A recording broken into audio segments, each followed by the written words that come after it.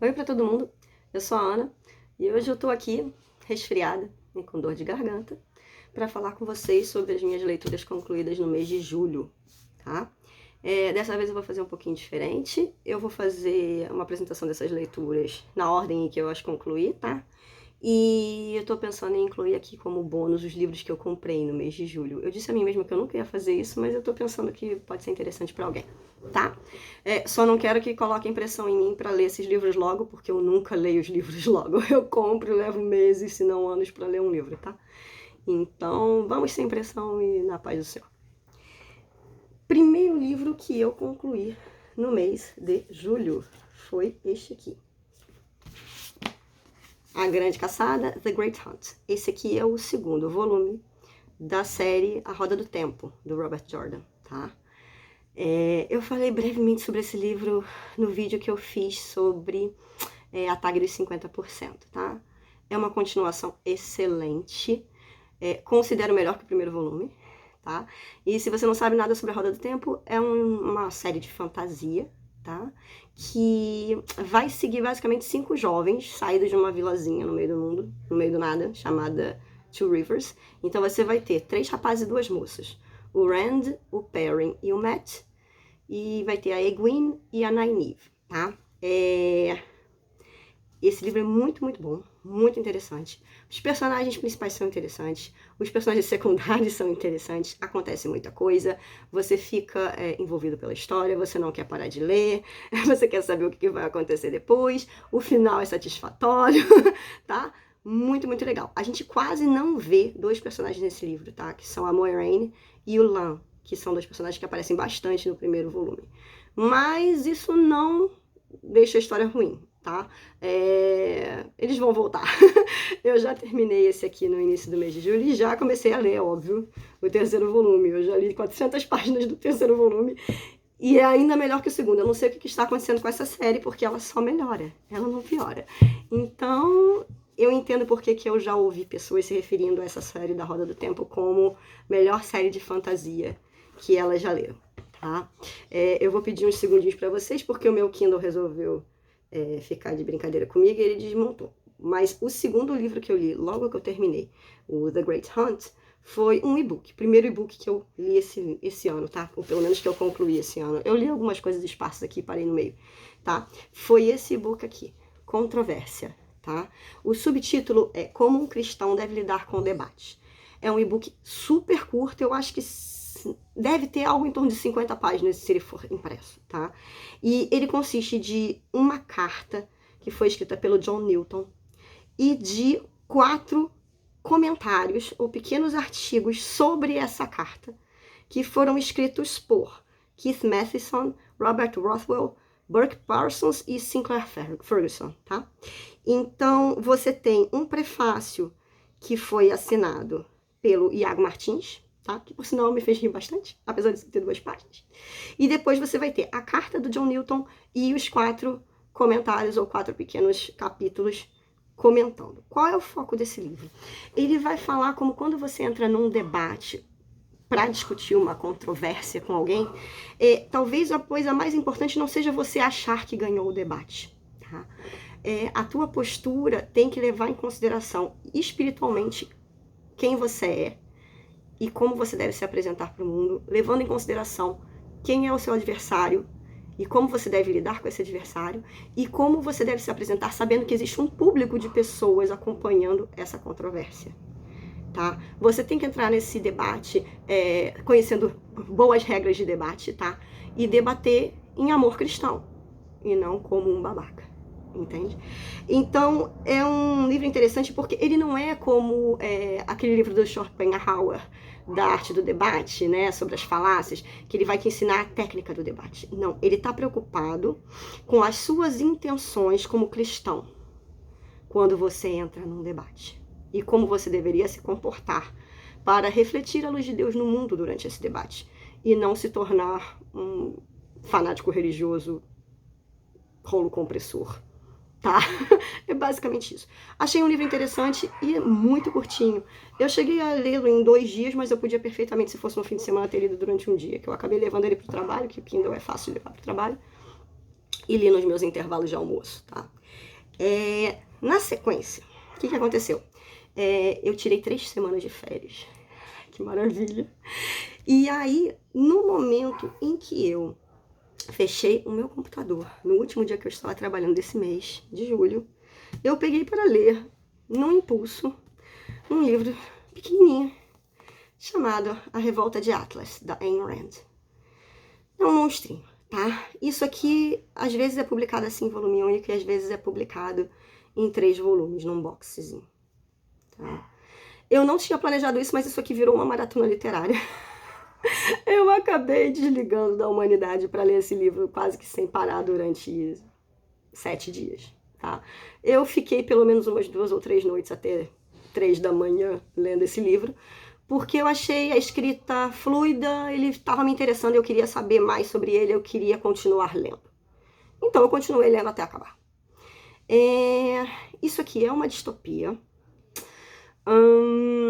É uma distopia que é quase que uma representação da filosofia que foi desenvolvida pela Ayn Rand. É interessante e eu acho que todo mundo deveria ler. Se você exerce algum tipo de atividade remunerada na sua vida, eu acho que é interessante você ler esse livro. Por quê? Ele está muito preocupado em associar 2 conceitos, que são exercer uma atividade que gera valor para a sociedade e receber uma remuneração por essa geração de valor. O que eu quero dizer com isso? Digamos que você é um assalariado, você vende o seu trabalho, que gera valor para a sociedade, por um salário. Digamos que você é um empreendedor, um autônomo, você vende um produto ou um serviço, que é um valor para a sociedade, e recebe dinheiro em troca. Esse livro está muito preocupado não tanto com as atividades não remuneradas, porque a gente sabe que existem atividades que geram valor para a sociedade, mas não são remuneradas. Por exemplo, um trabalho voluntário. O meu trabalho aqui no YouTube, que eu estou começando agora, eu não tenho a pretensão de receber dinheiro por isso, eu estou fazendo porque eu quero, de forma voluntária. Então, gere valor ou não, e eu espero que gere valor, ele não vai ser remunerado necessariamente. Ela não está preocupada com isso, tá? Existem atividades como ser uma mãe de família, que gera um valor inestimável para a sociedade, mas que não é remunerada, ok? Mas ela está preocupada com aqueles que não geram valor para a sociedade e são remunerados. É esse o ponto que ela vai atacar e ela vai levar até as últimas consequências o que ocorre quando os parasitas não geram valor, extraem todo o valor de quem gera valor para a sociedade e os parasitas é que são recompensados. Aonde isso vai parar no longo prazo, tá? A preocupação não é tanto dinheiro. A preocupação é mais o que o dinheiro representa. E se você vê dinheiro sempre como exploração, você não vai entender esse livro. Ele está associando dinheiro a algo que tem valor e não a exploração, tá? É um livro difícil porque ele mexe com as convicções políticas e econômicas das pessoas. Mas ele é um livro importante e ele faz pensar. Eu muitas vezes parei esse livro aqui no meio para parar para pensar. Eu concordo com muita coisa do que está aqui, mas eu também entendo que isso aqui é um modelo de realidade. Como todo modelo, ele é incompleto, tá? Ele não abarca vários aspectos das consequências dessas ideias que ela apresenta. Por exemplo, a ideia das famílias no longo prazo quebra algumas das premissas que ela coloca aqui. Porque você pode ser uma pessoa extremamente produtiva e criar seus filhos dentro desses valores e seus filhos não serem produtivos.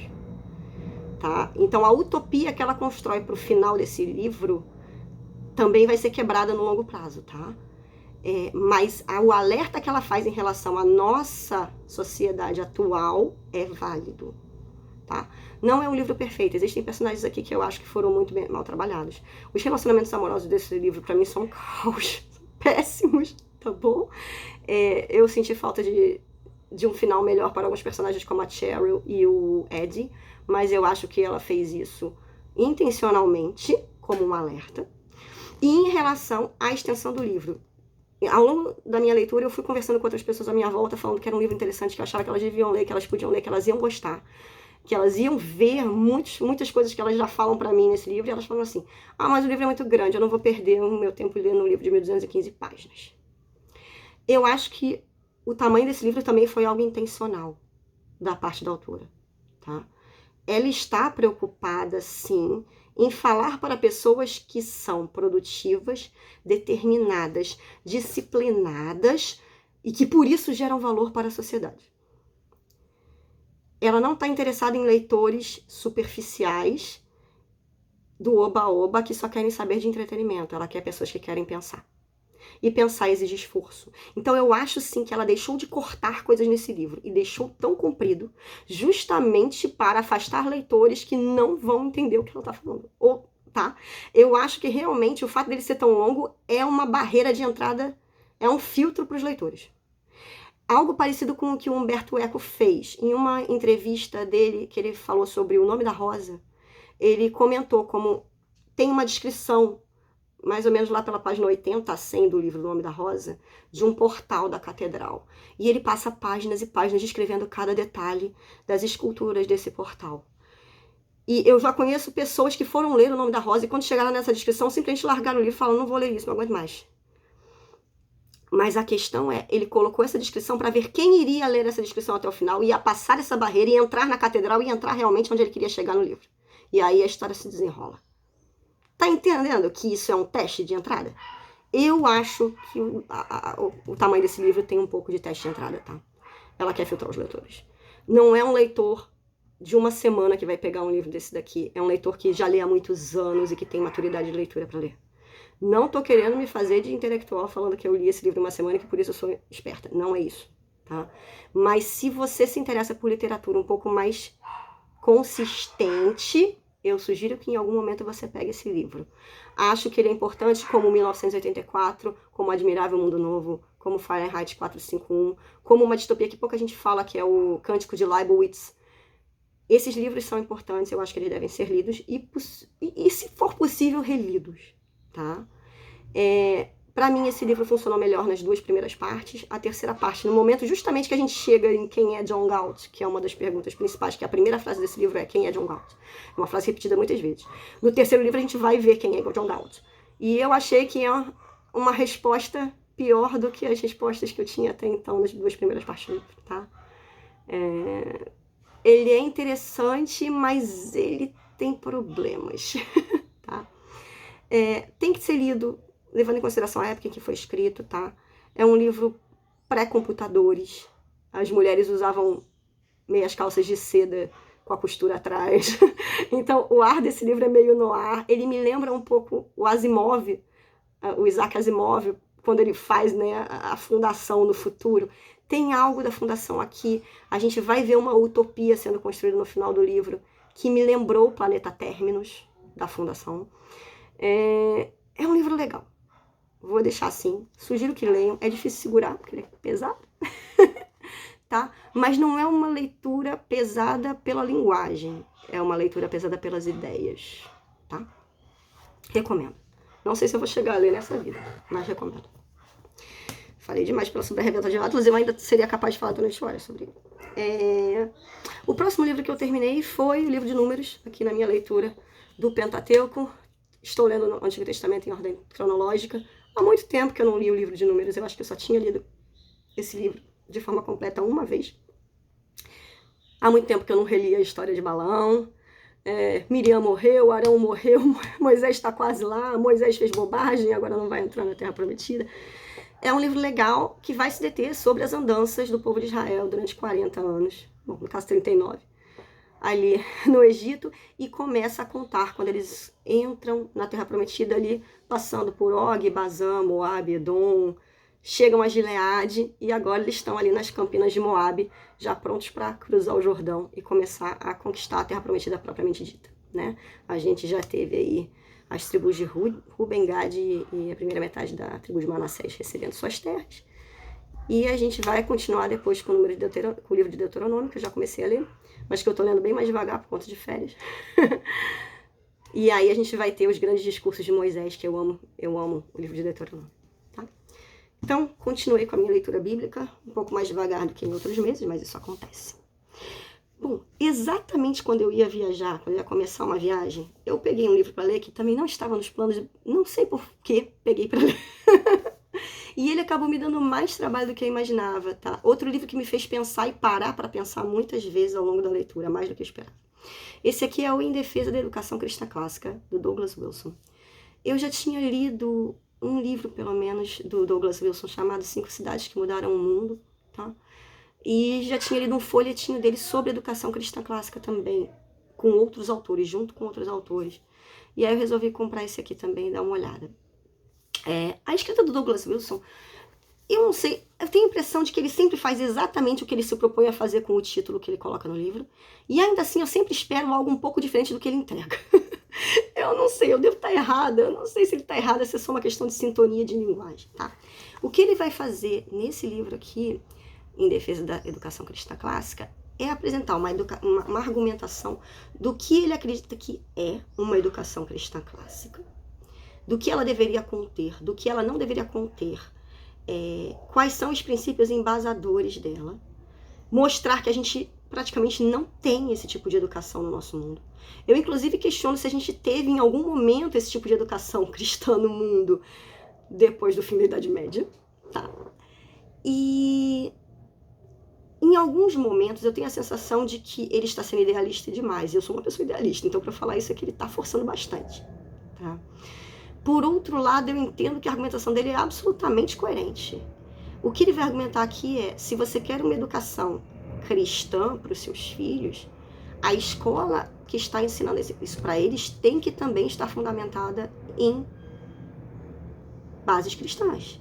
Os professores têm que acreditar em Deus. O diretor tem que acreditar em Deus. E a disciplina da escola, a escolha do currículo, até detalhes como se há ou não uniforme, de certa forma, vão ser justificados pelo fato de esse corpo discente e docente acreditar em Deus, no Deus cristão. Então, é um livro que pode levantar muito debate, tá? Eu não vejo a minha volta no Brasil, pelo menos eu acho que eu nunca conheci uma escola que siga o que esse autor propõe, de forma alguma. Ele vai falar um pouco sobre homeschooling, de uma forma breve, mas interessante. Achei um livro legal, mas é um pouco decepcionante, porque se eu colocasse isso aqui como modelo para minha vida, eu chegaria à conclusão de que eu nunca vou atingir isso, tá? E eu não sei se eu gostaria de educar minhas filhas exatamente dessa forma, considerando que nós estamos no mundo, tá? Então a gente tem que aprender a lidar com o mundo. E isso aqui seria um mundo também bem restrito. E aí vem aquela pergunta. Eu educo meus filhos 100% nos meus valores, mas eu tenho que ensinar a eles como lidar com as pessoas que têm valores diferentes. Então, é um livro polêmico, tá? Ele vai defender, por exemplo, o estudo de latim nas escolas. O que eu acho que é importante, que seria interessante, que seria importante. Mas existem outros detalhes que ele defende que eu não sei se eu defenderia com tanta força. Eu acho que uma certa flexibilidade é necessária. Eu achei interessante a abordagem dele em dizer que se você vai querer uma escola cristã, ela não pode ser financiada pelo Estado. Eu acho que isso é importante. Ela tem que ser livre para escolher o currículo, os professores, independente da interferência do Estado. E no Brasil, por exemplo, isso já seria inviável. Porque hoje você tem um currículo aprovado pelo MEC. Se você não ensinar esse currículo, você não é uma escola. Então, complicado esse livro. Acho que mais gente precisa ler e debater mais esse livro na vida, tá? Pelo menos entre os cristãos. Se é isso que a gente quer ou não, tá? E aí, depois desse livro, eu voltei de viagem exausta. Nem consegui colocar vídeo na internet semana passada, porque eu tava morta no domingo. E aí eu peguei alguma coisa leve pra relaxar. Algo que eu já conhecesse de cor e salteado. Pra desligar minha cabeça. E pra rir um pouquinho. E não pensar. A Revolta de Atlas Em Defesa da Educação Cristã Clássica e o Controvérsia em Sequência, por incrível que pareça, não foram o que eu imaginava para férias. Então eu peguei um livro de uma autora que eu praticamente não vejo as pessoas lendo mais, que é a Barbara Cartland. Esse aqui é Uma Incrível Lua de Mel. É um daqueles romances mais água com açúcar do planeta que acaba com um beijo, tá bom? É a história de uma mocinha que gosta de cavalos e de um duque que a rainha mandou casar, e aí ele precisa arrumar uma noiva, e eles vão acabar casados, e eles vão passar a lua de mel em Paris, e é 1870, então a gente tá lidando com os prussianos e os franceses em guerra, em Sedan, então a lua de mel deles vai entrar em rota de colisão com a guerra franco-prussiana, e todo mundo vai acabar bem. É isso. Eu tenho uma coleção desses livrinhos da Barbara Cartland, que dá pra ver aqui atrás de mim, ó. Isso aqui eu roubei descaradamente da casa dos meus pais, porque era da minha mãe. Ela me deixou ler alguns desses livrinhos quando eu tinha, sei lá, 12 ou 13 anos. Eu comecei a ler um, li outro, li todos que ela tinha.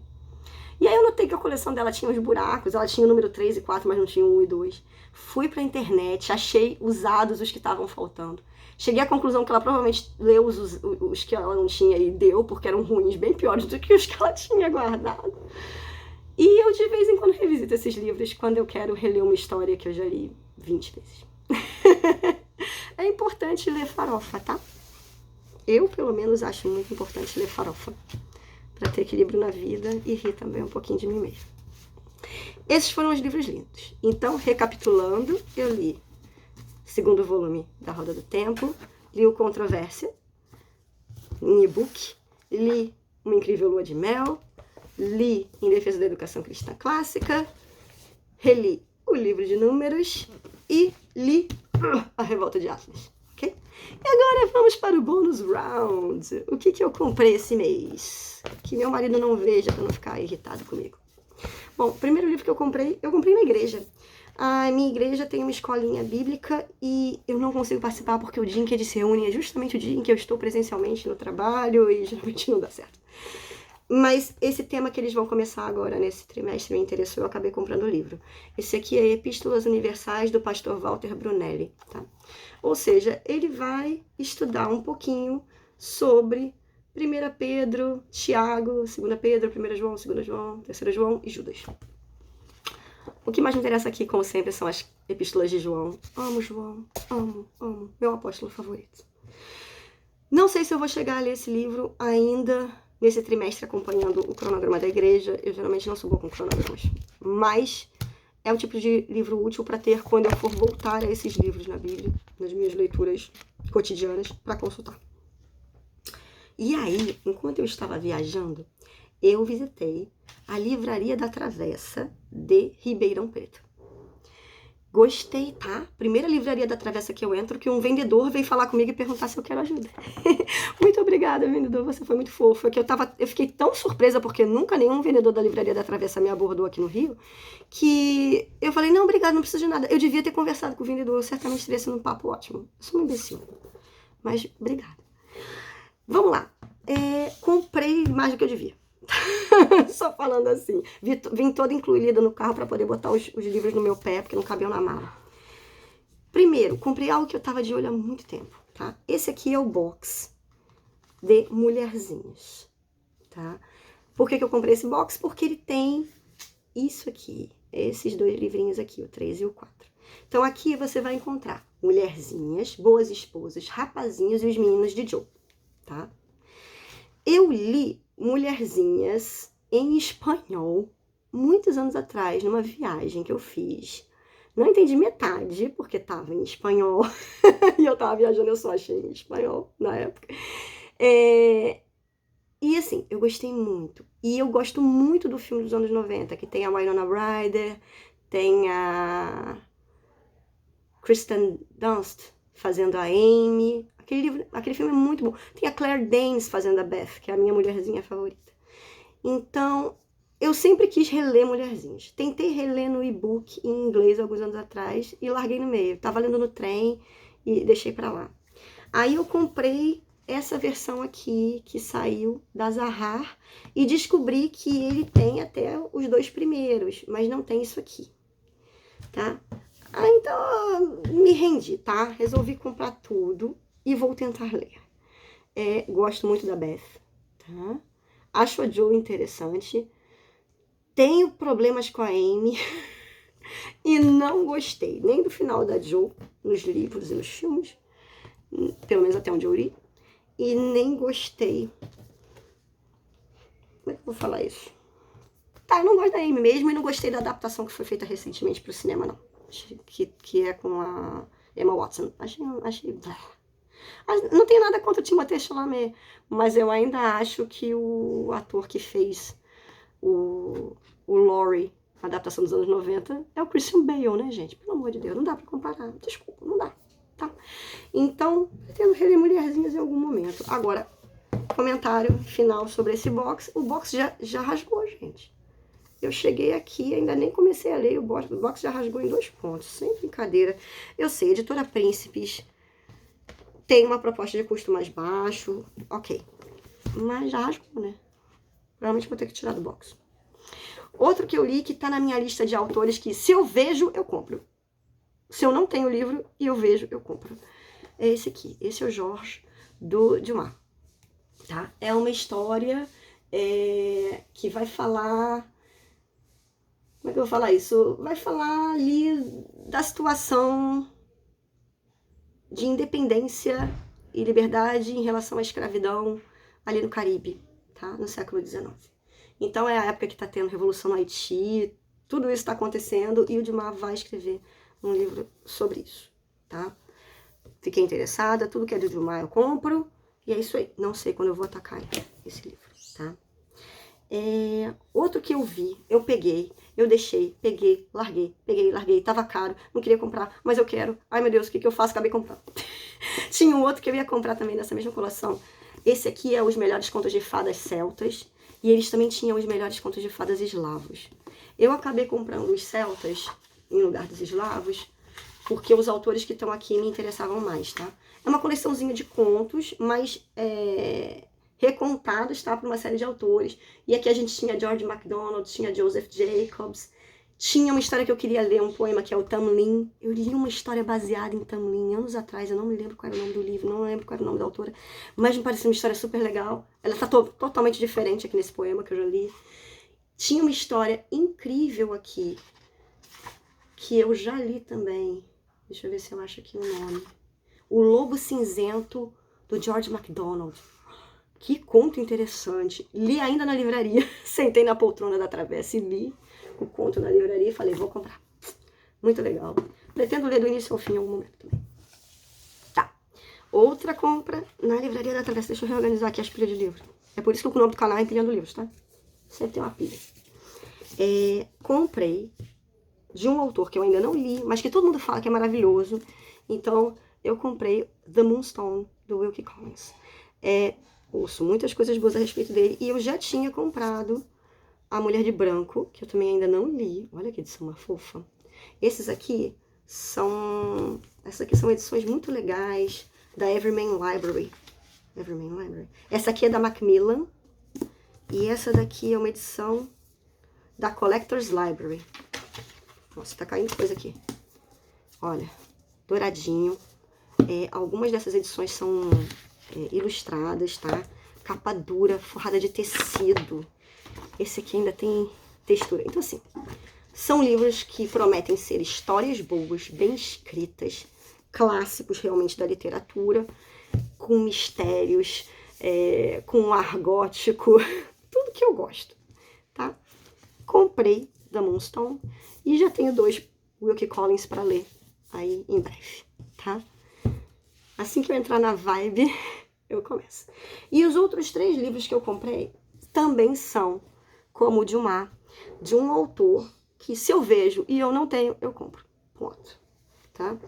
Estamos falando de Charles Dickens, o meu amor. Eu me apaixonei por Charles Dickens por causa de Oliver Twist. Desde então eu li A Pequena Dorrit, que é uma gracinha. Li o David Copperfield, gostei muito. Li um conto de Natal, que por incrível que pareça foi o que eu menos gostei. Já li pedacinhos, por exemplo, dos Retratos Londrinos. Nossa, que livro incrível de contos. Tá? Ele estava devastando meu coração com 1 ou 2 páginas em cada conto. E eu resolvi parar porque eu não aguentava mais. Eu precisava de mais força espiritual para aguentar a tristeza de alguns daqueles contos. Tá? Então, dessa vez eu comprei alguns dos livros que eu acredito que eu vou demorar mais para ler dele. Eu ainda não li o Grandes Esperanças e eu ainda não li a Casa Soturna, que eu vi a série da BBC, é maravilhosa e eu quero muito ler. Então, provavelmente eu vou ler Nicholas Nickleby, a Casa Soturna e as Grandes Esperanças antes de eu atacar esses aqui que eu comprei agora. Mas eles vão ficar na estante porque esses aqui são edições em inglês com texto integral. Então, eu comprei Dombey and Son, comprei Barnaby Rudge e comprei o Martin Chuzzlewit. Eu espero que seja assim que se pronuncia. Vamos ver quantos anos eu levo. Um dos meus sonhos de consumo da vida é o dia que uma editora brasileira virar e falar assim: vou publicar a obra completa de Dickens, vou publicar a obra completa de Dumas, vou publicar a obra completa de Victor Hugo. Olha que coisa linda que vai ser quando isso acontecer. Se ele botar a Elizabeth Gaskell também, tô na fila, entendeu? É uma pena que alguns desses meus autores, que eu amo de paixão, não tem essa atenção das editoras, tá entendendo? Mas a gente não perde por esperar. Então é isso, gente. Um montão de livro comprado. É um problema, porque vocês viram, eu leio 6 livros e compro 11, né? Em um mês. Eu sou amante de livros, não tem jeito. Eu já folhei todos eles, já cheirei para sentir o cheirinho da tinta e dos papéis, entendeu? Eu já os amo mesmo não tendo lido ainda. E é isso. Um abração para todo mundo e até a próxima.